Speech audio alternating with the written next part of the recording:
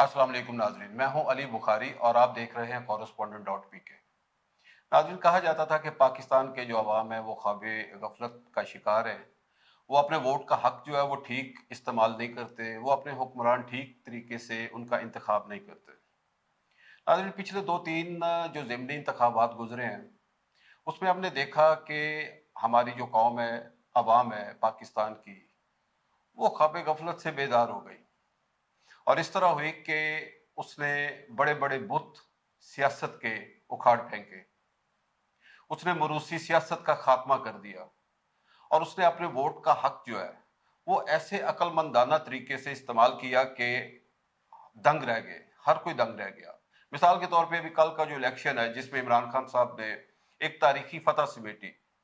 कहने वाले तो ये भी कहते हैं कि एक बहुत बड़ा रिस्क लिया था इमरान खान साहब ने इतने हल्कों से खड़े होकर, लेकिन जहां उन्होंने रिस्क लिया वहां पे हुकूमत जो थी पीडीएम की, उसने इस पे बहुत ज्यादा मेहनत की, इस पे बहुत ज्यादा गौर किया, बड़ी दिमाग और जहानत का इस्तेमाल किया और जो उन्होंने सोचा कि 9 या 10 उन हलकों का इंतखाब करते हैं जहां पे पीटीआई के जो कैंडिडेट जीते थे उनका मार्जिन कम था।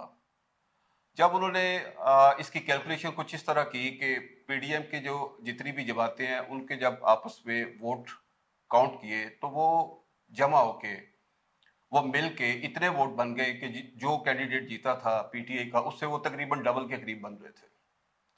इन्हें ये उम्मीद लगी कि इस तरह हम ये इलेक्शन जो है वो जीत जाएंगे और अपने जो बाकी के मामलात हैं वो भी बहाल कर लेंगे और अवाम में अपनी जो साख है उसको भी बचा लेंगे। लेकिन हुआ क्या, शायद इन्हें ये पता नहीं था कि अवाम अब जाग गया, अवाम बेदार हो गया। अवाम ने इन्हें यकसर मुस्तरद कर दिया। इस सारी गेम में जो लूजर होंगे, इन 14 पार्टियों में जो लूजर होंगे, वो सबसे पहले नंबर पे पीएमएलएन होगी कि उसकी एक बहुत बड़ी स्टेक थी। उसके बाद पीपल्स पार्टी होगी, फजल रहमान साहब होंगे। बाकी जो छोटी मोटी जमातें हैं वो तो कहीं ना कहीं इंजन के पुर्जों की तरह फिक्स हो जाती है, लेकिन इनकी जो सारी की सारी सियासत थी वो जाती रही।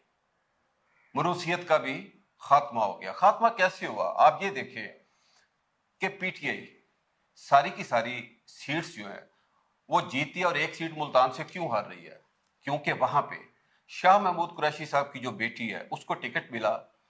पीटीआई का जो वोटर और सपोर्टर है वो कभी भी मरूसियत को सपोर्ट नहीं करता।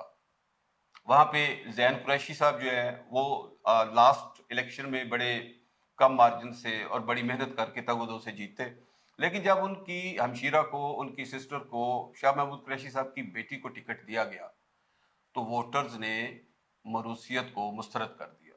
गो कि हम देखें अगर तो मूसा गिलानी जो है उसने भी अच्छा इलेक्शन लड़ा, जो क्रेडिट जिसका हो उसको देना चाहिए, क्योंकि मूसा गिलानी जो है वो बड़ा सोशल तौर पे एक्टिव है और अपने हलके में वो बहुत ज़्यादा इन रहते हैं हर वक्त और अच्छा इलेक्शन लड़ा। लेकिन उनकी जीत में जो ज़्यादा किरदार था वो मरूसियत का खात्मा था। तो इस तरह पाकिस्तान के अवाम ना सिर्फ जागे बल्कि उन्होंने बताया कि हम वोट का जो हक है उसका जो इस्तेमाल है वो अपने दिमाग से, दिल से मशवरा करके उसूलों के मुताबिक चलाते हैं। वैसे हम अंधाधुंध शख्सियत परस्ती के कायल नहीं है। थोड़ा सा आगे चलते हैं नाजरीन, तो कुछ अल्फाज थे बड़े मशहूर मारूफ कि कुछ शर्म होती है, कुछ हया होती है। ये अल्फाज थे ख्वाजा आसिफ साहब के, उनके साथ मंसूब थे। वो एक दफ़ा उन्होंने पीटीआई के लिए ये कौमी असम्बली में इस्तेमाल किए थे। मौसूफ नजर नहीं आ रहे हैं, लेकिन हम जरूर कहेंगे कि ख्वाजा साहब कुछ शर्म होती है, कुछ हया होती है। अपनी जमात को, अपनी हुकूमत को मशवरा दें, इखलाकी तकाज़ों के मुताबिक अच्छे इखलाक का मुजाहरा करें, मॉरल सपोर्ट्स का जो है उसका मुजाहरा करें और इलेक्शन का जो है ऐलान वो जल्दी करें ताकि आपकी भी जान छूटे इस बोझल हुकूमत से और पाकिस्तान की जो अवाम है उसकी भी जान छूटे कंफ्यूज्ड हुकूमत से। क्योंकि ना तो ये कंफ्यूज्ड हुकूमत को अच्छा फैसला कर रही है, ना अवाम के हक में कोई ठीक डिसीजन ले रही है। تو سب کچھ کنفیوز کیا ہوا ہے اس نے، بے شک وزیر اعظم ہوں، بے شک وہ وزراء ہوں وفاقی. جیسا کہ آج رانا ثناء اللہ صاحب ایک پریس کانفرنس ابھی تھوڑی دیر پہلے کر رہے تھے اور وہ بتا رہے تھے بڑی کیلکولیشن کر کے کہ پی ٹی آئی نے کل کے الیکشن میں ٹوٹل تقریباً 5,45,000 ووٹ لیے اور پی ڈی ایم نے 4,70,75,000 ووٹ لیے.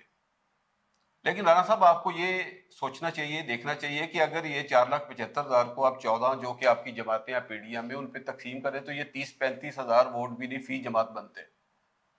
اور میرا نہیں خیال کہ آپ لوگ اسی پلیٹ فارم سے، پی ڈی ایم کے پلیٹ فارم سے آپ ہر الیکشن لڑیں گے یا آنے والا الیکشن بھی لڑیں گے. جب ہر کوئی اپنی اپنی جو بڑی جماعت ہے، اگر آپ اسی طرح یہ چوچو کا مربع رہے تو پھر آپ کی شخصیت، آپ کی پارٹی کا نام، یہ سب کچھ جاتا رہے گا. یہ کسی بھی صورت میاں نواز شریف صاحب کو قبول نہیں ہوگا، کیونکہ وہ تو ابھی بھی لندن میں جو بے چینی ہے وہ اپنے عروج پہ ہے. اور جو رہنما پی ایم ایل این کے، وہ بہت الزام لگا رہے ہیں. وہ یہ کہہ رہے ہیں کہ اگر موسیٰ گیلانی پنجاب سے اتنی مارجن سے جیت سکتا ہے تو ہم کیوں نہیں سے جیت سکتے. اس کی وجہ یہ ہے کہ وہ اپنی لیڈرشپ پہ الزام لگاتے ہیں کہ نہ انہوں نے کمپین کی، نہ مؤثر کمپین کی، بلکہ جب کمپین کی ضرورت تھی تو محترمہ مریم نواز صاحبہ لندن جا کے بیٹھ گئی. انہیں اس چیز کا بالکل خیال نہیں آیا کہ ملک میں الیکشن ہے اور جو پی ایم ایل این کی ساکھ اور عزت ہے وہ داؤ پہ لگی ہوئی ہے، جو کہ زیادہ اتنی بچی نہیں ہے، لیکن جو بچی ہے وہ بھی داؤ پہ لگی ہوئی ہے.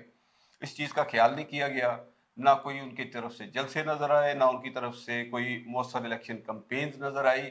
جو بھی ان کی طرف سے نظر آیا وہ یہی نظر آیا کہ عمران خان کو نااہل کروائیں گے، عمران خان پہ پرچے کٹوائیں گے، عمران خان کو عدالتوں میں دھکے لگوائیں گے اور ان کو پیش کروائیں گے بار بار روز. اس سے ان کو کوئی فائدہ نہیں ہوا خاطر خواہ، بلکہ الٹا اتنا زیادہ نقصان ہوا کہ اب حکومت اپنا اخلاقی جواز مکمل طور پہ کھو چکی ہے حکومت کرنے کا. ناظرین آگے چلتے ہیں. ایک بڑی دلچسپ خبر ہے کہ پاکستان پیپلز پارٹی جو ہے وہ چودھری اعتزاز احسن صاحب کا اس کے خلاف کارروائی کرنے جا رہی ہے اور ان کی جو بنیادی رکنیت ہے وہ بھی معطل کر دی ہوئی ہے، ان کو پارٹی سے نکال رہی ہے. ناظرین ایک وقت تھا کہ پاکستان پیپلز پارٹی جب وہ جماعت تھی، جب وہ ایک مکمل سیاسی جماعت تھی اور پورے ملک میں ہر صوبے میں اس کی نمائندگی موجود تھی، جو پیپلز پارٹی کو چھوڑتا تھا وہ گمنامی میں چلا جاتا تھا، اس کا سیاسی مستقبل بچتا نہیں تھا.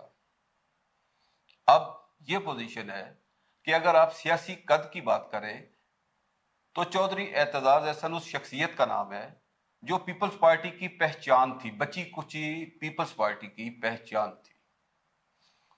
چودھری اعتزاز احسن صاحب کا جو سیاسی قد ہے وہ موجودہ پیپلز پارٹی سے بہت زیادہ. میرا نہیں خیال کہ پاکستان پیپلز پارٹی جو ہے وہ چودھری اعتزاز احسن کو باز پرس کر سکتی ہے. وہ اپنی جو سیاسی قبر ہے اور اپنا جو نام و نشان ہے وہ ختم کروا لے گی اگر چودھری اعتزاز احسن صاحب جیسے زیرک، عقل مند اور بہت بلند قامت سیاسی لیڈر کے خلاف اس طرح کی کارروائی کرے گی. تو یہ سوچنا چاہیے زرداری صاحب کو بھی، بلاول بھٹو صاحب کو بھی، گو کہ وہ سوچیں گے نہیں، کیونکہ آج کل وہ بھی طاقتور لوگوں کی گود میں بیٹھے ہوئے ہیں. تو اینڈ میں ہم یہ بات کریں گے کہ عمران خان صاحب جو ہیں انہوں نے ابھی جو فوری طور پہ یہ جو ہے لانگ مارچ، اس کا جو اعلان ہے وہ ذرائع کے مطابق ابھی کچھ دیر کے لیے مؤخر کیا ہے. اس کی بہت ساری وجوہات ہیں. اس کی وجہ جو ہے وہ پاکستان کی معاشی حالت بھی ہے جو امپورٹڈ حکومت نے کر دی ہے، اور اس کی وجہ کچھ دوست ممالک کی جو بیک ڈور ڈپلومیسی ہے وہ بھی ہے. اور عمران خان صاحب نے یہ تو ضرور بتا دیا کہ میرا جو سپورٹر ہے، میرا جو ووٹر ہے وہ ہر وقت چارج ہے، ہر وقت ہر قسم کے حالات کا مقابلہ کرنے کے لیے بالکل تیار ہے.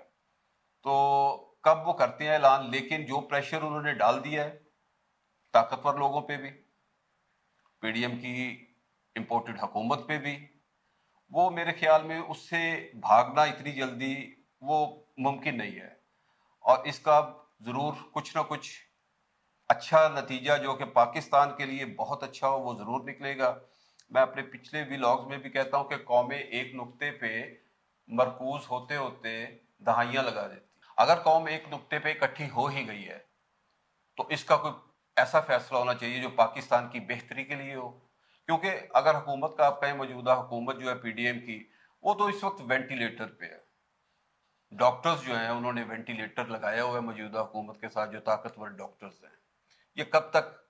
آپ کو پتہ ہی ہے ناظرین کہ وینٹیلیٹر پہ جب بندہ پہنچ جاتا ہے تو اس کا مطلب یہ ہوتا ہے کہ وہ ختم ہو چکا ہوا ہے۔ یہ حکومت بھی عملاً ختم ہو چکی ہوئی ہے، یہ اپنے دفاع کے لیے آئے تھے، اپنے دفاع کے لیے تھوڑی دیر اور رہنا چاہتے ہیں، لیکن حکومت وینٹیلیٹر پہ، اور یہ وینٹیلیٹر اترنے والا ہے۔ کل ملتے ہیں انشاءاللہ تعالی۔ پاکستان زندہ باد۔